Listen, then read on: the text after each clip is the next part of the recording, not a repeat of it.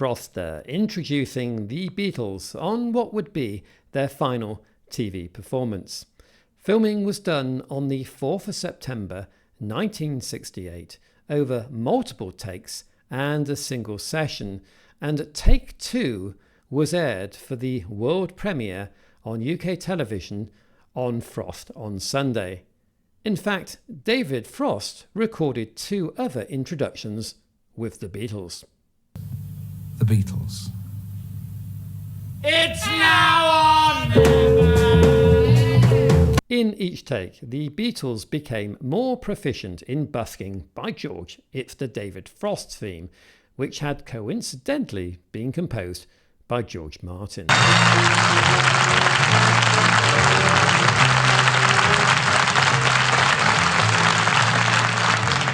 Thank you very much indeed. Hello, good evening, and welcome.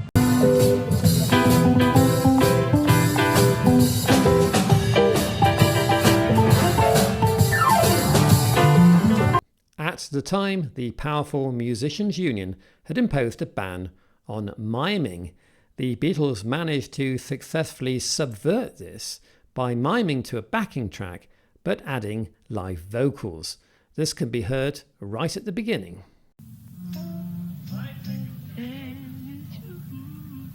One, two, three.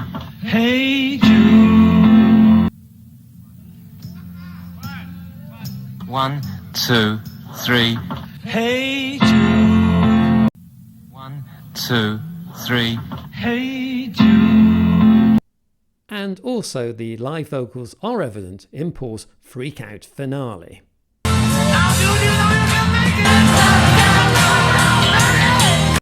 As ever, the press stoked up controversy, prompting a spokesman for the Beatles to comment. This was a live performance before a live audience, even though it was recorded for later TV showing. But it was live, compared with lots of other artists who have their discs played on television to a film accompaniment of them jumping in the air, walking on the seashore, riding on horseback or scooters. This was a live performance. Frost on Sunday was actually filmed at another nearby London studio. Frost was solely with the Beatles to do that one link.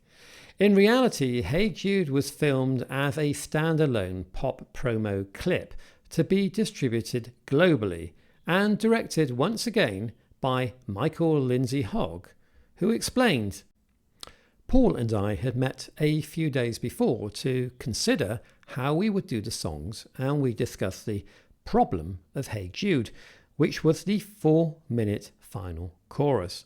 We agreed that just being on the Beatles wasn't enough, and so Paul and I came up with the idea to have a cross-section of people to join in with the Beatles, a mixed-race collection of not only the usual young fans, but also housewives and people of middle age, including a village postman. Mal Evans was tasked with the job of assembling 300 extras at very short notice, as he explained in the October edition of Beatles Monthly. We got 20 students to distribute invitation leaflets for us. The result was that all sorts of walks of life were represented. Postmen, railwaymen, teenagers, senior citizens. I recruited a bunch of Beatle people from outside the recording studio and told them they would be welcome to join us all at Twickenham and to bring along a few mates. Paul decided he would like a 20s atmosphere at Twickenham, so the musicians of the orchestra were dressed up in smart white tuxedos and colourful carnations for the occasion. In the US, a composite edit of takes 1 and 3 was broadcast on CBS on the sometimes controversial Smothers Brothers Comedy Hour.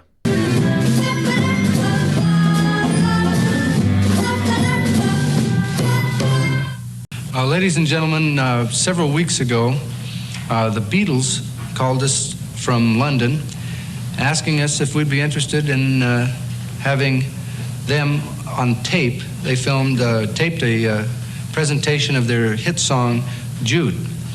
And of course we said yes. And we will be the only television show to have this film, and we're very proud to have it. It's a fantastic performance by them because most of the films are things of the Beatles that have been on television.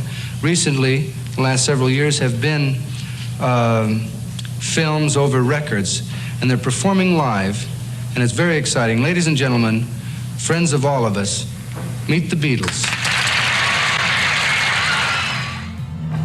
Hey Jude, hey Jude, don't be afraid. Be afraid. You were made to go out and get her. The version of the Hey Jude video, which most people are now familiar with, is actually a composite edit of takes 1, 2 and 3, which was shown for the first time in part on the Anthology in 1995 and finally released in its entirety in all its glory on the 1+ DVD and Blu-ray issued in 2015. Da, da.